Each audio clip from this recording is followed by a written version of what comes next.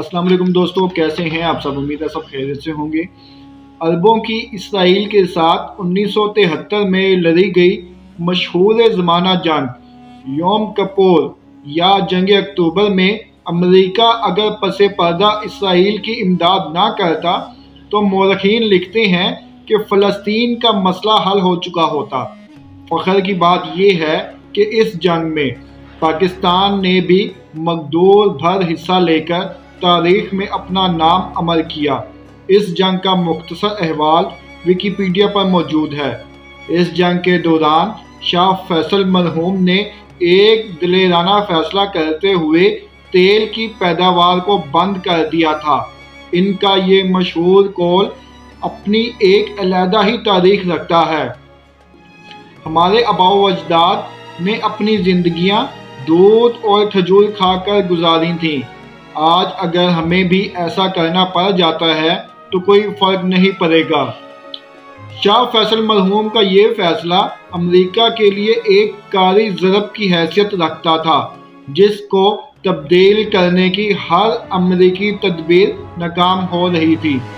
امریکی وزیر خارجہ کسنجر نے شاہ فیصل مرحوم سے 1973 میں اسی سلسلے میں جدہ میں ایک ملاقات کی۔ تیل کی پیداوار کو دوبارہ شروع کرنے میں قائل کرنے کی ناکامی کے بعد کسنجر نے گفتگو کو ایک جذباتی موڑ دینے کی کوشش کرتے ہوئے شاہ فیصل مرحوم سے کہا کہ اے معزز بادشاہ، میرا جہاز ایندھن نہ ہونے کے سبب آپ کے ہوائی اڈے پر ناکارہ کھڑا ہے، کیا آپ اس میں تیل بھرنے کا حکم نہیں دیں گے؟